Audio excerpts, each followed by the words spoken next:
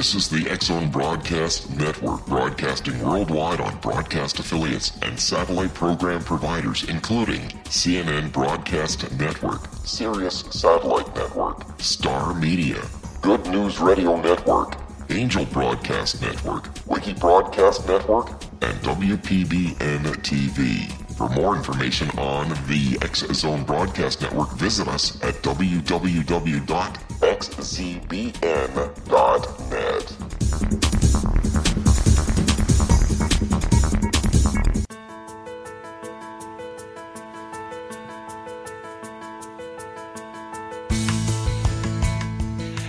Hi, curious minds out there in Synchronicity Radio Land. Welcome to CC with BB.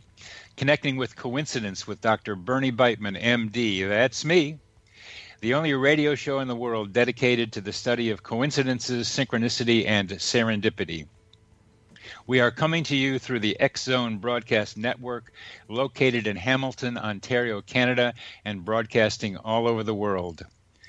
What is the relationship between mind and brain? Does brain produce consciousness, or does the greater consciousness produce the brain? How do mind and brain interact with each other? I am a psychiatrist. I study this question in my office. I help people with medications and psychotherapy. I work in both mind and in the brain.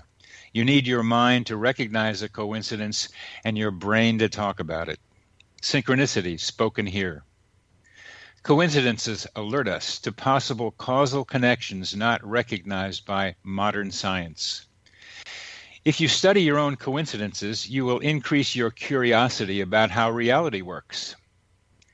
The phrase, connecting with coincidence, is my coincidence brand. It is the name of my book, my Psychology Today blog, my website, and my social media sites. To find any and all of them, please put Connecting with Coincidence in your search engine.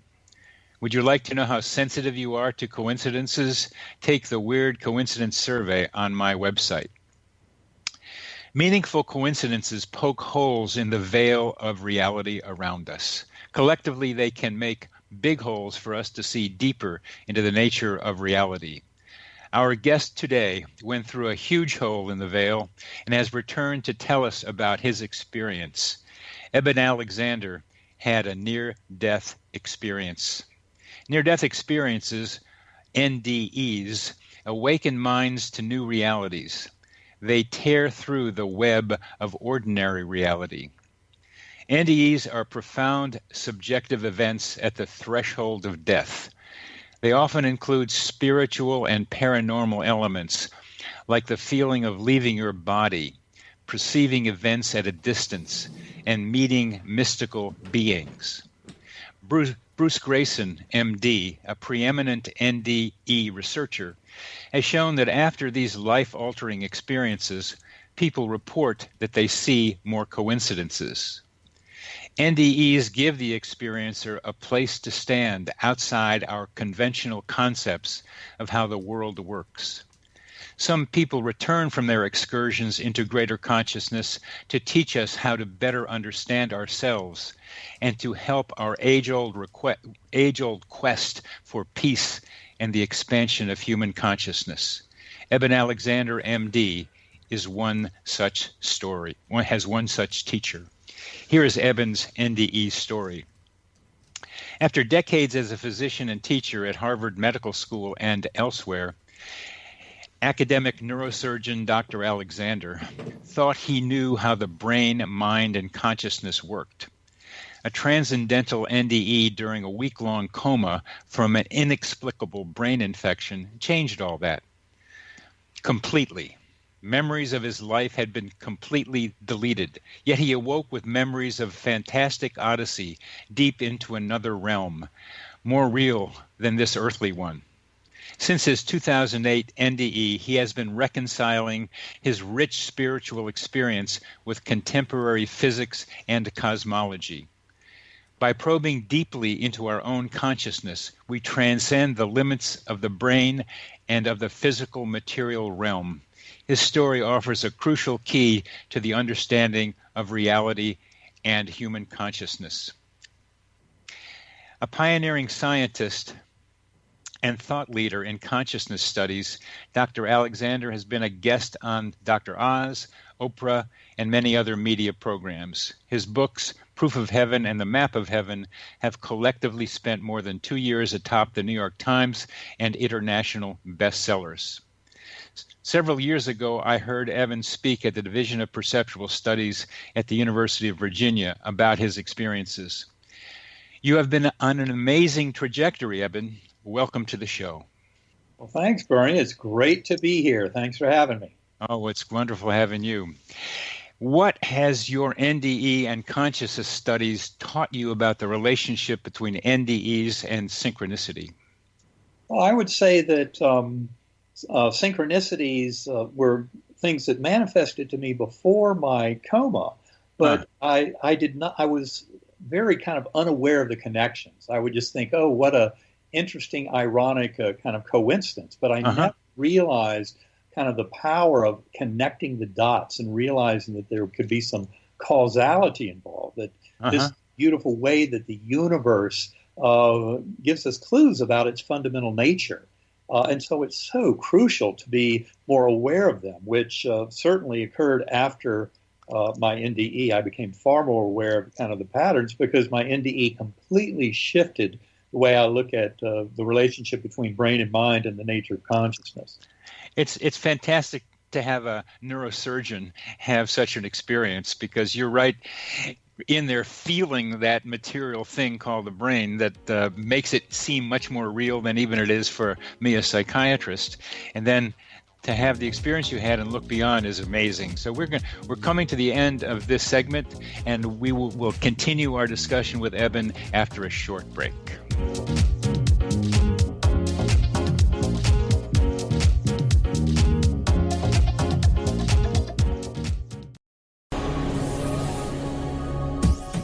This is the X-Zone Broadcast Network, broadcasting worldwide on broadcast affiliates and satellite program providers, including CNN Broadcast Network, Sirius Satellite Network, Star Media, Good News Radio Network, Angel Broadcast Network, Wiki Broadcast Network, and WPBN TV. For more information on the X-Zone Broadcast Network, visit us at www.xzbn.net.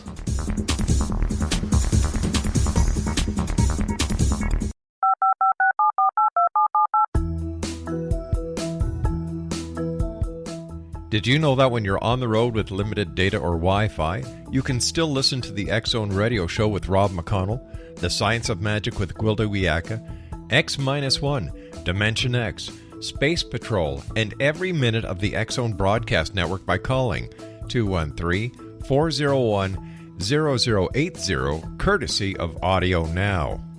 No smartphone, app, or internet needed. It saves your data plan, and it's free if you have unlimited minutes. Call 213-401-0080 to listen on any phone, anytime, anywhere. Remember, 213-401-0080 for the best of the paranormal, parapsychology, and sci-fi radio programming anywhere, 24/7, 365.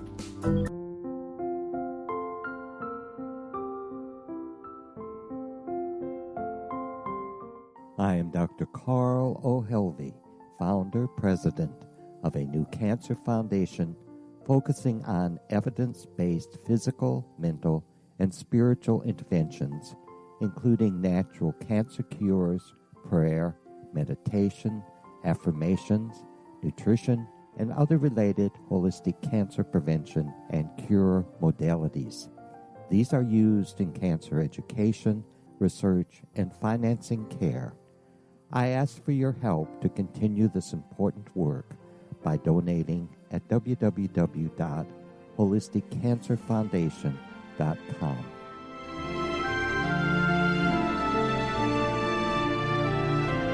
Hello, I'm Pete Marsh. With my daughter Justina, we will be presenting the new radio show, Too Good to Be True. If something seems too good to be true, it usually is. But with the help of Justina's amazing gifts, we're going to gain insight into questions that don't yet have complete answers. Have you wondered who built Stonehenge and for what reason?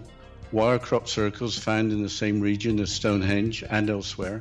Are crop circles a hoax, or are they created with technologies that we have little knowledge of?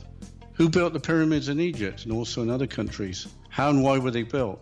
Was the Titanic switched with the Britannic as part of a gigantic insurance fraud, or for more insidious reasons? What caused the Tunguska event when trees were flattened over an 800 square mile area in Siberia? Will the new insights be too good to be true? Well, that will depend on what you are prepared to believe. Please join us as we start on this journey together. For more information on Too Good to Be True, visit www.xzbn.net. Little children aren't the only ones afraid of the dark. Millions of soldiers return from war zones with PTSD, anger, frustration, fear, and loneliness, much of which surfaces during the darkness of the night. You have the chance to change the lives of these American heroes. Songs and Stories for Soldiers.us provides free MP3 players for these men and women. With a list of 3 million songs in 16 different styles, 100,000 audiobooks, and 30,000 old-time radio programs, every veteran can find something to soothe and comfort them at no cost. All our players contain an 8-hour audio program designed to help veterans fall asleep. With 1,500 plus vets now participating, it's our goal to deliver 10,000 audio players this year. Go to our website at songsandstoriesforsoldiers.us. Help us help a veteran make it through the night.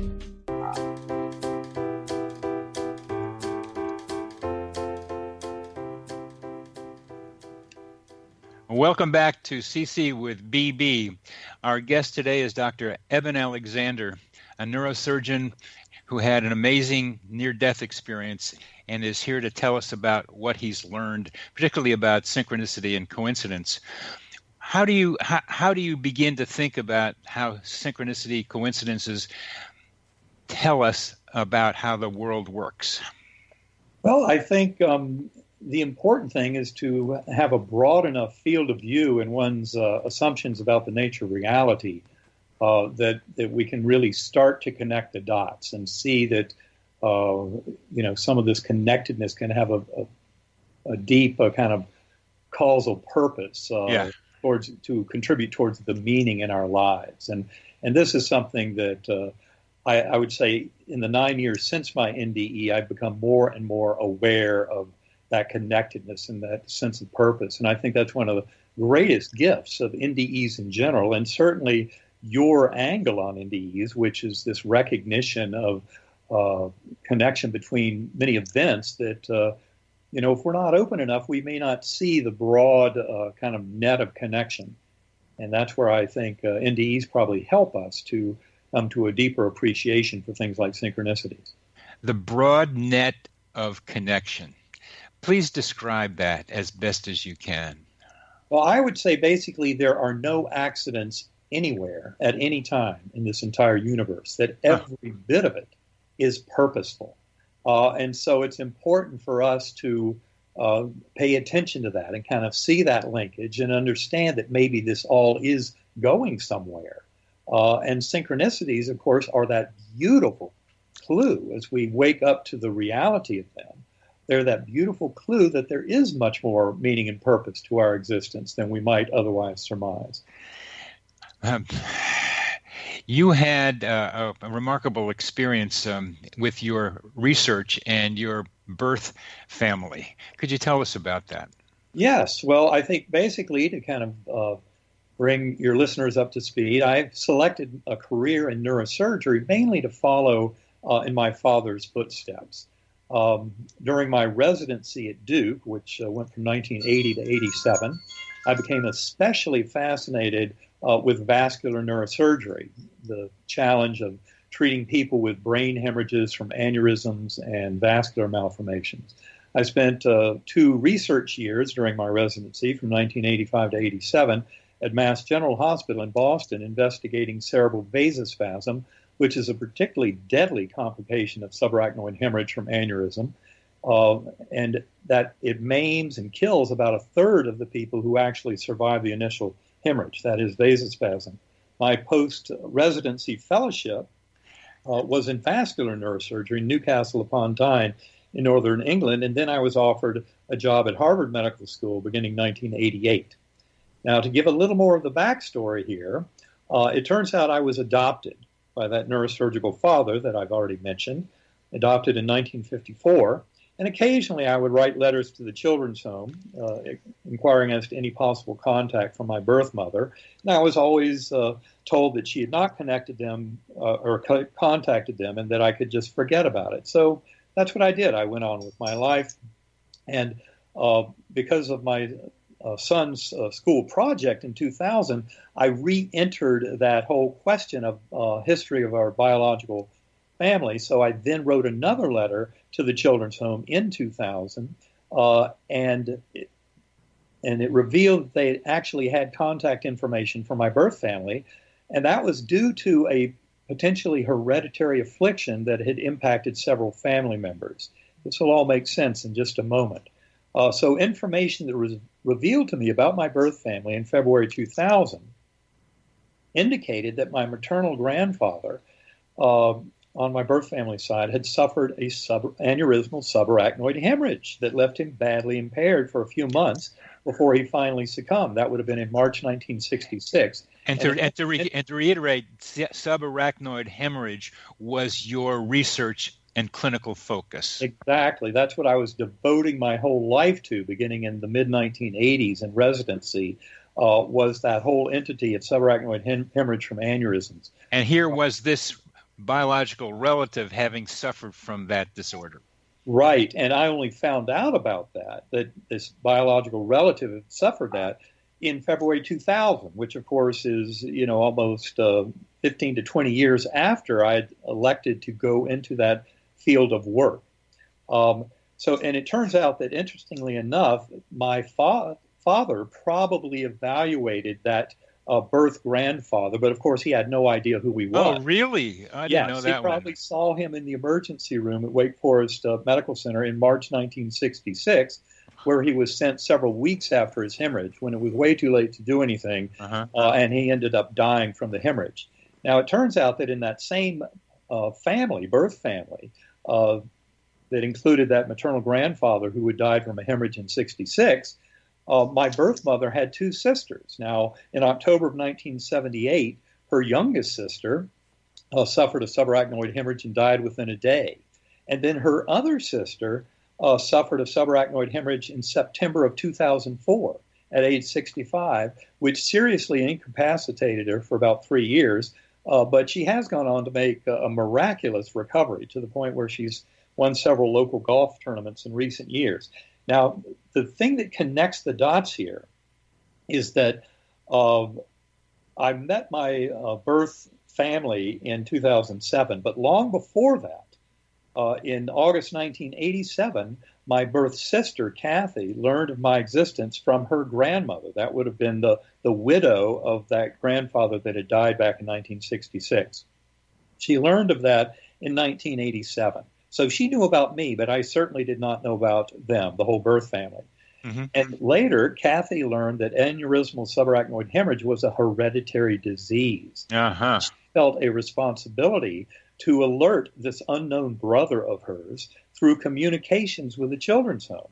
And it was really thanks to Kathy's communications with the children's home about that medical illness that allowed them to connect me with my birth family in 2007, when I finally was able to connect the dots and meet with them.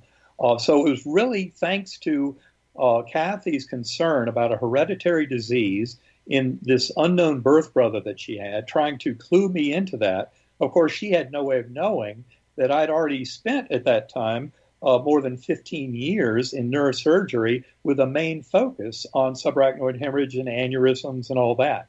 And so to me, this connection between my intense focus of neurosurgery that developed in the mid-1980s with the fact that my own birth heritage, which I didn't find out about until 2000 and later, was due to the very same disease, that I, in fact, was at high risk of the very same thing that I had been drawn so deeply to study many years earlier. That's a fascinating synchronicity. Yes, and we wanted. It's fascinating. I told the psychiatric residents this one, and they shook their heads. How do you explain this one? I gave them a simpler one. I'd been talking about my son and family things. It was a family therapy seminar, and as I was talking about my son and the decision to have a child, my son called on the phone while we were having that discussion. Of course. And of course, and they said, well, they could do the probabilities on that one, which was a pretty good analysis. Doing this probability analysis is so important in looking at coincidences, but they shook their heads when they heard your story. Right. Well, it's a mystery to me too, but it's a beautiful mystery. Well, as I hear you talking about it, I can begin to imagine a young Eben trying to reconnect with his birth family when he's at Harvard, trying to figure out what he wants to do with himself in neurosurgery specifically. And somehow, and this is where I ask you to elaborate as much as you can, that this was a subconscious, intuitive, whatever word you want to use, way of trying to get back to find them. Right. I think that's very much what it was. And it's kind of astonishing how important those kind of vagaries of connection, the very fact that a birth sister, had learned of my existence from her grandmother. And it turns out that all was due to a little spat that the grandmother was having with my birth mother at the time. So the grandmother, at the end of this spat and trying to kind of get even, was basically sharing the story about a birth brother. And it was due to that little vague kind of human interaction that allowed all of this to start unraveling, because then Kathy wanted to warn me about this we had subarachnoid hemorrhage, and that was the communication going on with children's home. So all these little things that might or might not have happened had happened in very specific ways for this entire synchronicity to unfold with the beauty that it shares. Were you told what the spat was about? I'd be curious about what made the grandmother bring this up. I wasn't. I was told little pieces of it, like her words were basic. As she talked to Kathy, her words were something like, "Oh, those two," referring to my birth parents, after all that she had done for them. And then she said something about, well, wouldn't you know it, they adopted a baby boy when they were teenagers. And Kathy, my sister, said, Mama, as she called Ivy Lee, she said, I don't think back in 1954 that social services in North Carolina would have allowed them to adopt a baby boy as unwed teenagers. And she said, oh, well, you know what I mean. They had a baby boy and put him up for adoption. And then she just kind of stomped off. So in her mind, it was done. She'd gotten even with her daughter by sharing the story with her granddaughter, and that was it. But who knew that it could lead to so much kind of unraveling of information and connection? It's as I hear you, it's like little Mount Vesuvius is coming up at various parts of people in your lives as well as you. The subarachnoid hemorrhage, the spat, this like blows through and comes into consciousness and is acted upon.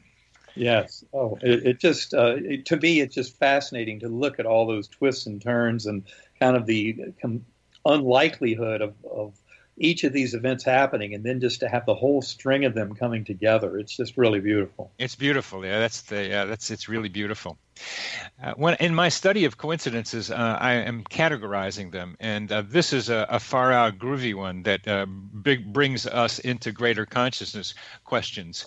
As you know, the Division of Perceptual Studies is interested in parapsychological things like telepathy and clairvoyance, and one of my interests among many in the coincidences is what I call simulpathity, the ability of one, usually family member, to feel the pain of another at a distance.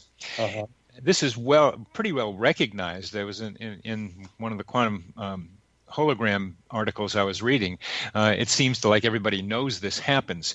What is the relationship between telepathic, PSI, psi sorts of things and what you've learned in your consciousness studies?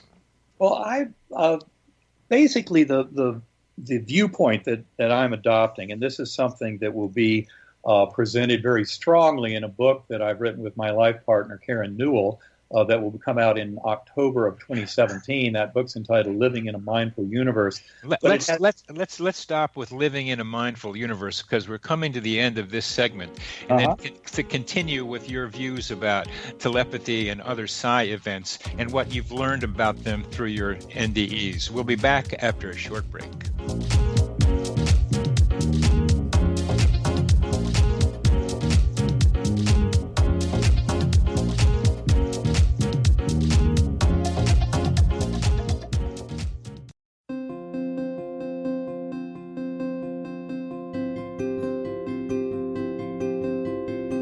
Dreams are our personal gateways into infinite wisdom. Don't miss shamanic counselor and indigenously trained dream decoder Sandra Corcoran's inspiring book, Shamanic Awakening Between the Dark and the Daylight.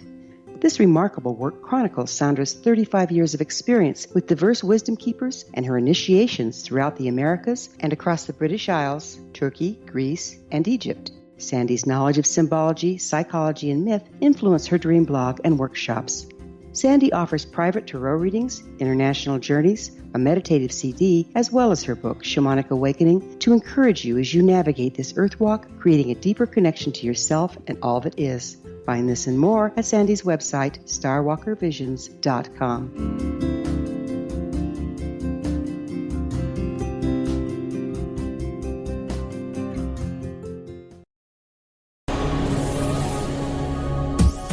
This is the X-Zone Broadcast Network, broadcasting worldwide on broadcast affiliates and satellite program providers, including CNN Broadcast Network, Sirius Satellite Network, Star Media, Good News Radio Network, Angel Broadcast Network, Wiki Broadcast Network, and WPBN TV. For more information on the X-Zone Broadcast Network, visit us at www.xzbn.net.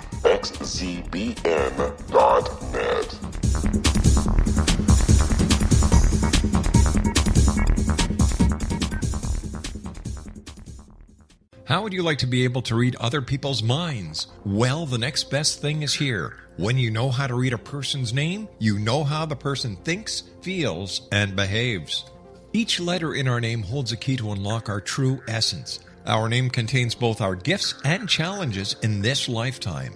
Mnemology science discovers personality secrets hidden in the placement of the letters of our names, including the first and last impression people remember about us.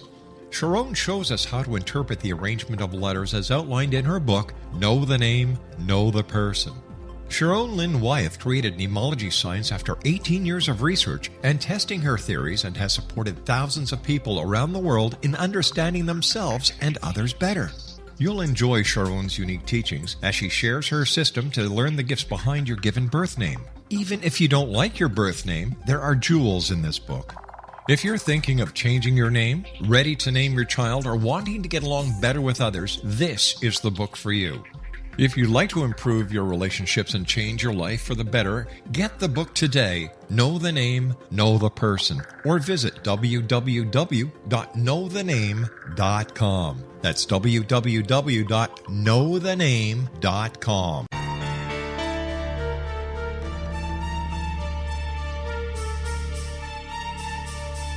Hello, I'm Justina Marsh, and with my dad Pete, we are going to present a new show called Too Good to Be True. Together, we are aiming to discover more truths about this world and beyond. Do you have unanswered questions about the world? Do you ever wonder about aliens, conspiracy theories, or the universe? There are many shows discussing subjects such as pyramids or UFOs, but we want to relay this information based on our own research, including from spiritual means. Hopefully, listeners will be helped with their own beliefs and will appreciate the psychic insights that add to the previous research and information. We both look forward to sharing this insight and beginning this journey with our listeners. Visit xzbn.net for more information about when to listen.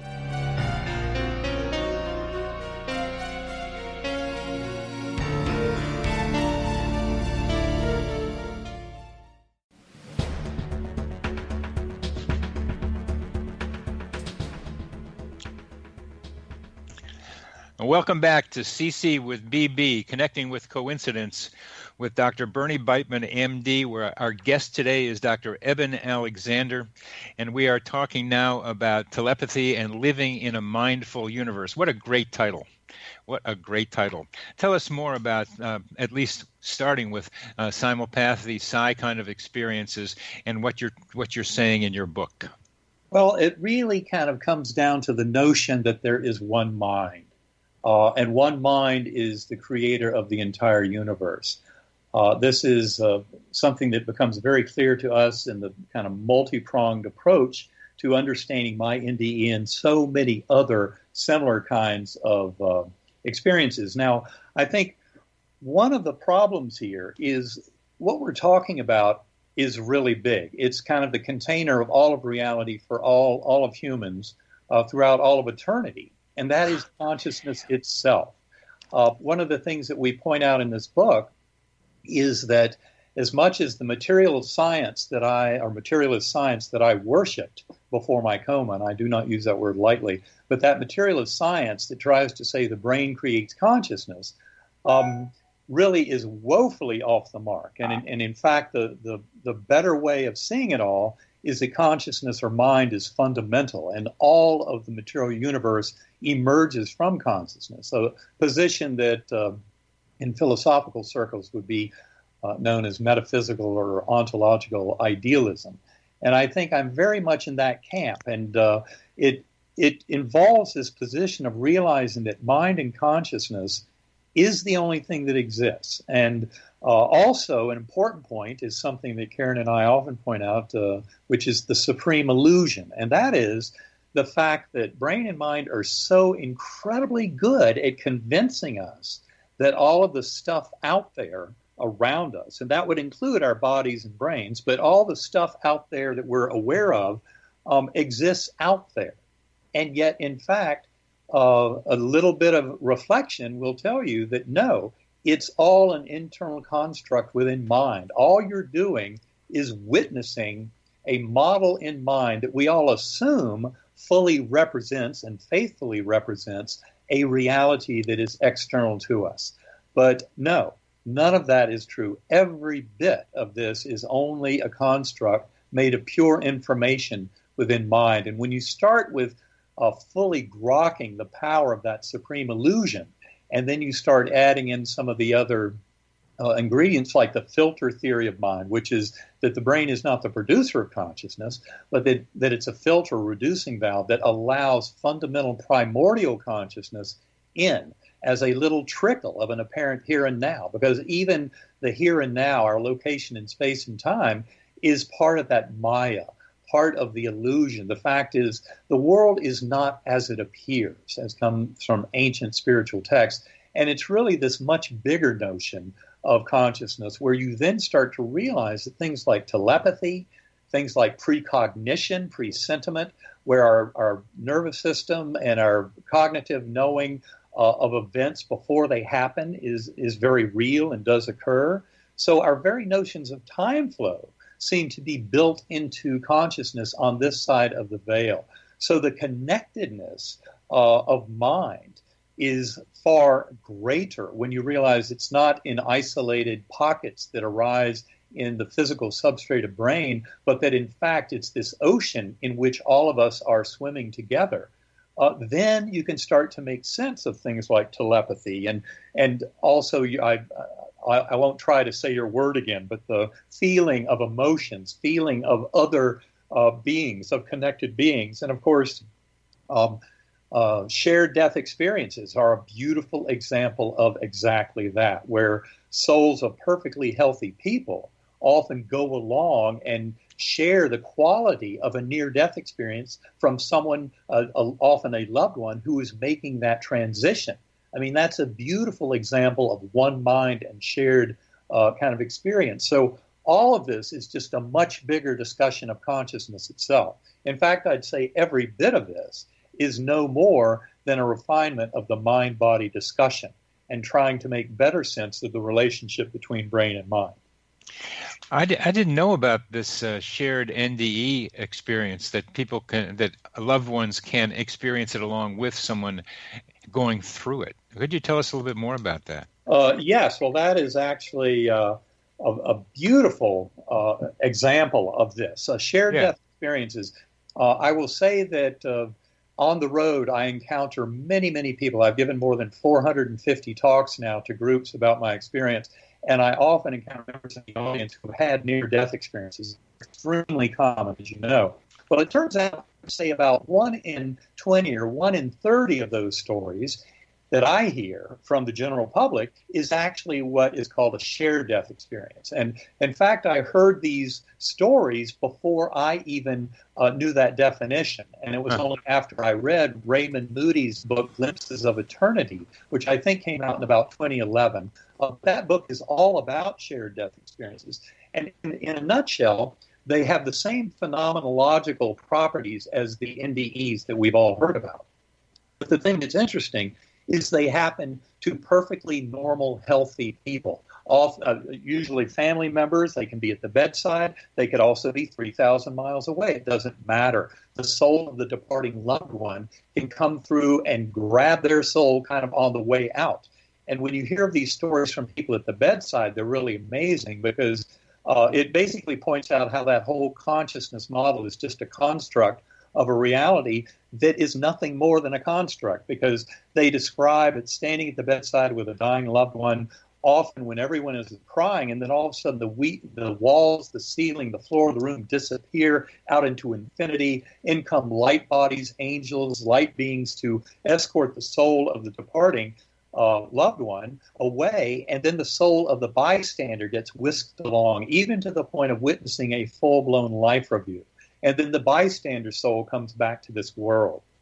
And they're fascinating stories to hear. And, of course, they completely obliterate those nonsensical medical and scientific pseudo-explanations that try to blame NDEs on or attribute them to oxygen tension in the brain or CO2 buildup or what have you, because these are happening in people who are physiologically normal. And one other thing I'd point out is there's a fellow in Santa Barbara, California, William Peters, who has what's called the Shared Crossing Initiative, where he is actually working with people to train hospice workers and other healthcare workers who deal with the dying, as well as interested family members, to help generate an environment where they might be more likely to experience a shared death experience. So they're fascinating contribution to this overall literature and discussion about near-death experiences. What are some of the ways that he's trying to facilitate the shared death experience?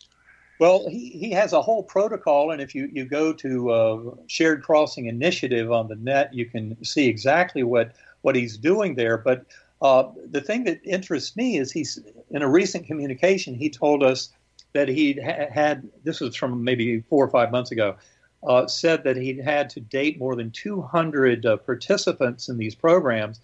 And the amazing thing was he said about 80% of those people had a kind of a significant experience of some sort around the passing of a loved one or of a patient or what have you. But about 50% had a fairly strong experience that might qualify as a true shared death experience. So it's really, I'm not sure of the details of exactly how he does that. That's okay. Mike, I got close to that, something like that, a hint of that, when I was standing at a sink in San Francisco in 1973, uncontrollably choking. Something was in my throat, and I couldn't get it out. I kept choking, and then it stopped. And I found out that the next day at the same time I was choking, my father, 3,000 miles away, had choked and died on his own blood.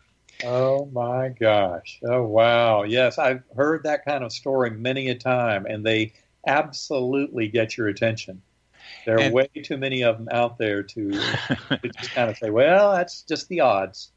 And just the odds, very low odds, and so many of them. But what you're describing is an expansion of that. It's not just feeling the body going through death. It's feeling the soul experiencing death. Yes, it's really participating, to the point of witnessing that full-blown, unlimited, unconditional love of that realm. And of course, anyone who touches that it transforms you forever. That's why NDEs are so incredibly powerful, sensing that love. And also they often, of course, are encountering the souls of departed loved ones. So bystander soul can appreciate that tremendously. And the thing that's so interesting is how they often will describe that life review that they're sharing with their loved ones. So in other words, this is the bystander soul witnessing in that realm of pure love some of the events in that life review. And of course, the life review, from my point of view, is just the way that we kind of make amends and learn the lessons that we're still to learn if we were not able to make amends in life. Because in the life review, it shows you the false boundaries of self. Because much of the impact of the life review is that we become the other beings around us to feel the impact, not only of our actions, but of our thoughts and what they have on those around us. But we have to feel it. It's the reason why we don't need an eternal hell of Christianity, because the life review for someone who has handed out lots of pain and suffering to others would truly be a hellish experience. But the fact that some shared death experiencers witness life reviews of departing souls, to me, is an amazing kind of factor supporting the reality of life reviews that have been reported for thousands of years across all cultures. Witnessing the life reviews of others. As I hear you talk, and specifically at the beginning of this part of the discussion, you convey almost subliminally your own experience of the oneness of all things, that the illusion of materiality, the existence of thought and of love and of a continuity and an ocean of which we're all a part. And you carry that with you as you talk about it. It's a wonderful feeling to be on this side of it and hearing and feeling and experiencing in parallel what you experienced as you talk. It's a wonderful thing you're doing. Well, I think a lot of there's so much that is conveyed through the voice. I've had many people share with me that they had both read Proof of Heaven or Map of Heaven and also listened to the audiobook.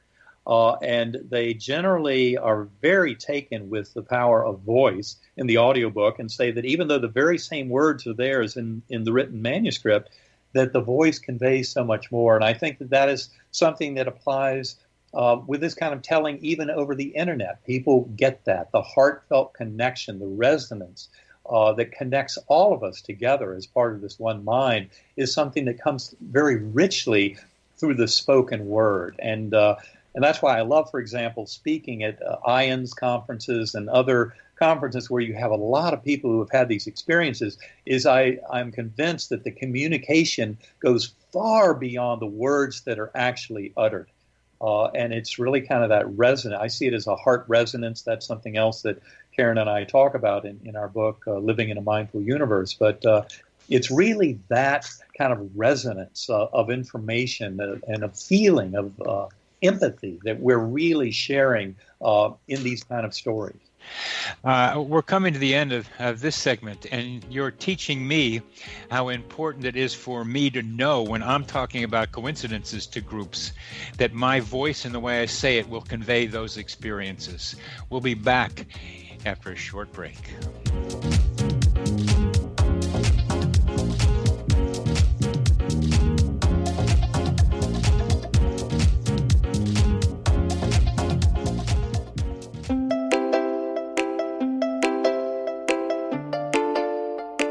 Are you curious? Do you want to learn more about how the world works and have fun at the same time? Study coincidences with me, Dr. Bernie Beitman, MD, on my Connecting with Coincidence radio show here on the XZBN network.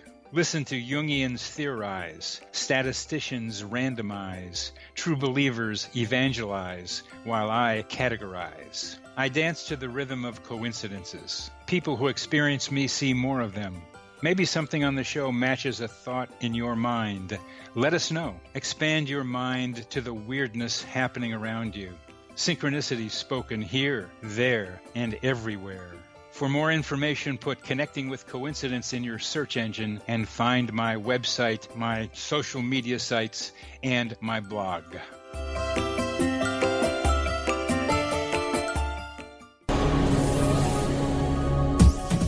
This is the X-Zone Broadcast Network, broadcasting worldwide on broadcast affiliates and satellite program providers, including CNN Broadcast Network, Sirius Satellite Network, Star Media, Good News Radio Network, Angel Broadcast Network, Wiki Broadcast Network, and WPBN TV. For more information on the X-Zone Broadcast Network, visit us at www.xzbn.net.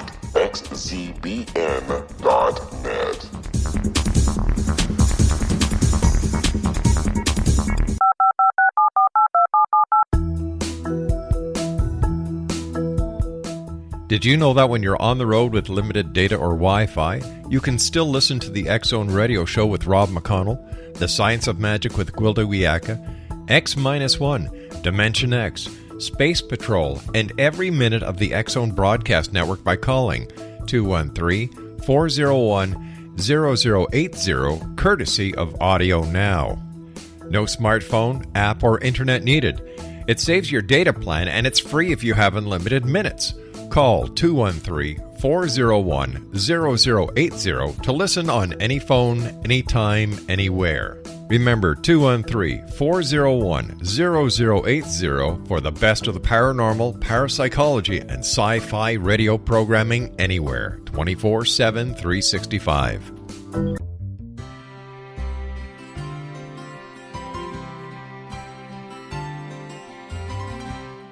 True healing must address 4 levels: physical, emotional, mental, and spiritual, for us to live joyful and productive lives. We tend to treat 3 of the 4, leaving the spiritual languishing. If you're tired of the same dysfunctional patterns cropping up in your life, Soul Balancing is for you. Trixie Phelps, owner and founder of Soul Balancing, is a naturally gifted energy healer trained in numerous esoteric forms, including shamanism. Trixie has created a powerful modality that safely and effectively clears your energetic field. A Soul Balancing session can remove interference, heal trauma, and restore your hope. Contact Trixie for a life-changing long-distance session today, www.soulbalancing.world.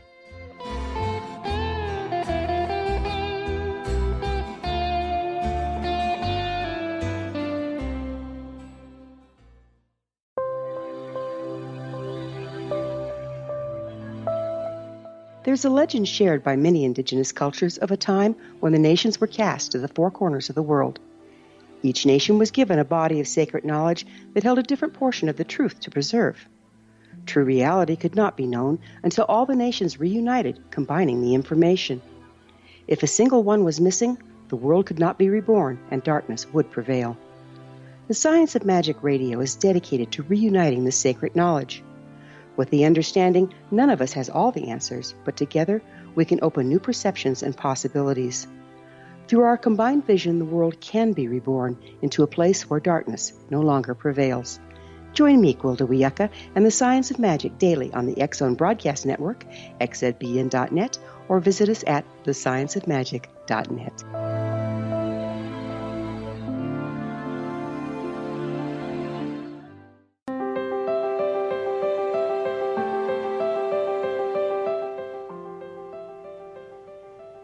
Welcome back to CC with BB. Our guest today is Dr. Eben Alexander, and we are recognizing more and more together, me right now with Dr. Alexander, how one mind is what we are part of, and the illusion from his experience of materiality. Eben, let's go to how other people who aren't having the experiences or the co-experiences that we've just been discussing, how can they open up their minds to the greater mind? Well, one thing that Karen and I realized early on in giving talks and presentations and workshops around the world was you can give people the books, the DVDs, the presentations, you can talk about this till the cows come home, but until they go within their own consciousness, they cannot possibly begin to make sense of this. So going within is crucial. Now, another thing that I discovered, and this actually was a discovery in the same hour that I first met you at that DOPS meeting in November of 2010, that's when I was first introduced to concepts of using differential sound frequencies. That is, slightly different frequencies presented to the 2 ears can have a profound effect on conscious awareness. This is a concept that's loosely known as binaural beats, and it was discovered by a German physiologist in the mid-1800s. But a lot of work has been done, and in fact, some of the most recent work and most powerful work is through Sacred Acoustics. That's Karen's company that she co-founded with her business partner, Kevin Cossey. And I would encourage anyone who's interested in this kind of meditative tool to visit sacredacoustics.com and listen to that free 20-minute through headphones. It turns out this kind of technique is a way of really jump-starting your ability to detach conscious awareness from the illusion of the here and now. And so I believe that the more people can make a standard practice of going within, and of course, many people out there already use centering prayer or different forms of meditation. And generally what we're talking about doing is taking the little voice in the head, our thoughts, and recognizing that that is not our consciousness at all.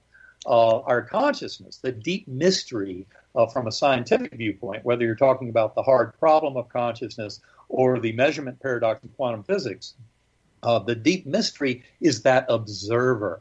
And so in these meditative states, and if you go to sacredacoustics.com, there are some beautiful training videos that Karen has put up there for free for people to help them learn more about this.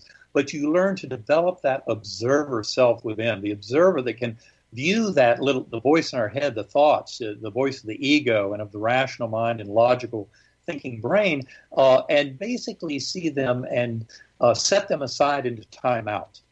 Because especially the role of the ego in taking that linguistic voice in our head and throwing lots of anxiety and fear and everything else the ego uses as its tools, those do not help us going into the spiritual realm.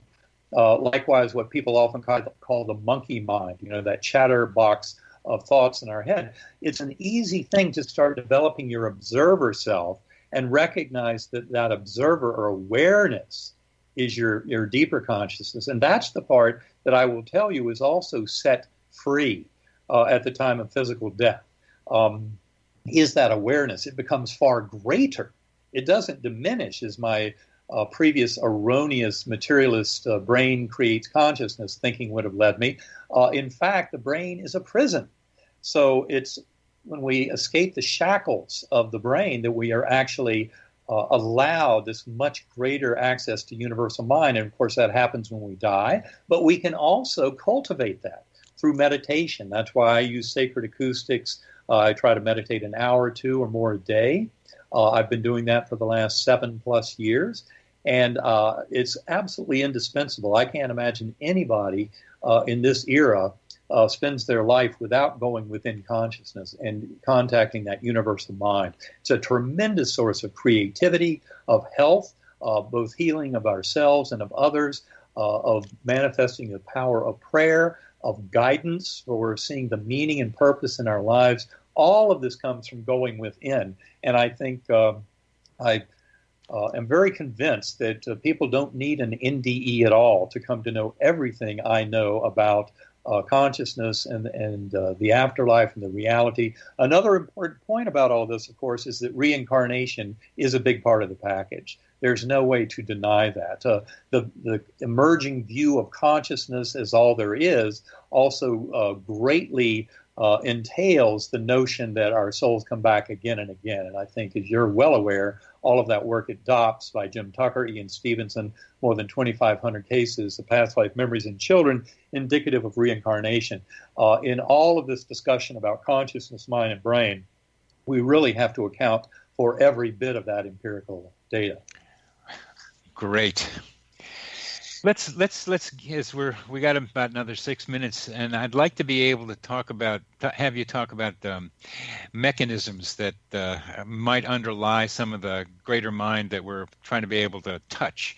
And one of the things that you've mentioned before to me is quantum holograms. And would you talk a little bit about what you mean by quantum holograms and how that fits into what we're talking about? Well, the way I would define that is it's basically the information substrate on which the entire universe through all eternity has access and operates. And that fully includes the notion, say, of the many worlds interpretation of quantum physics, which is Hugh Everett's interpretation, which just so happens to be one of the most popular interpretations. Now, I'm not saying that means it's true, but it clearly... Please describe for our listeners what the many worlds idea is. Well, basically, within quantum physics, to put it briefly, any subatomic observation is predictable in a certain sense, but the evidence from quantum physics very strongly suggests to us that that the outcome demands consciousness in some sense. I mean, the founding fathers of quantum mechanics were all convinced, like Werner Heisenberg and Dirac and Louis de Broglie and others were convinced that consciousness was absolutely essential in precipitating out those measurements. So it's something called the measurement paradox, or collapse of the wave function, how it is that in the subatomic world, all of this seems to depend on the choices made by the observing mind. And so one of the most popular interpretations that suits the math and physics of quantum physics very nicely is Hugh Everett's mid-1950s many worlds interpretation, which was not initially received very popularly, but in the early 70s, Bryce DeWitt and others, John Wheeler, took it on, adopted it very strongly, and it, in essence, is just the notion that every subatomic measurement leads to a true outcome, but each one necessitates a different universe for its expression. So in other words, at every kind of instant of a possible assessment or observation of the subatomic world, all the possibilities occur, and they all lead into separate branches of the universe.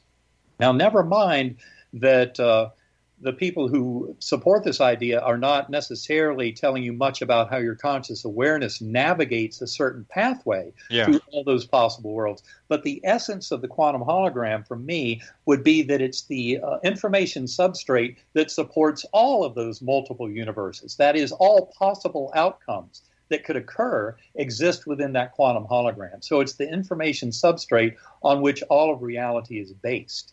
I used to hang around with people that would talk about decision points, much like we're talking about quantum physics and observation, that once you make a decision to go that way, the other possibilities collapse. They don't exist for you, but they are still around as potentials. Exactly. And the general idea in the many worlds interpretation is that there is also a branch of the observer that shares that division into each universe. Oh, wow. I didn't think of that. But those observers are not connected with each other, and that's why, even though they're the same observer. So, yes, this can make your head spin and gives many people a headache to talk about all this, but the bottom line is this is something that we go into great detail in Living in a Mindful Universe to try and make sense of this and point out how ontological idealism, or the notion that consciousness is fundamental and creates all the rest of the universe, which essentially is what the founding fathers of quantum physics were trying to get us to all buy into. But of course, everybody is so soaked into the reality of that supreme illusion that all the out there is out there, as opposed to realizing, no, it's always been just a mental construct within mind. Really, this is a revolutionary and world-changing paradigm shift that we're talking about. And it's simply a different perspective on the mind-body perspective. But I think, in essence, that quantum hologram is just the information substrate that we all have access to and that universal mind uses to generate all of reality. We have about a minute left, and it's a tough question I'm asking, but you mentioned purposeful at the beginning. Could you say briefly, I know it's hard, what the purpose of all this, what the purposes of all this might be? I would say the purpose of this is the evolution of all of consciousness, kind of along the lines of the thinking of Teilhard de Chardin in his 20th century book, The Phenomenon of Man.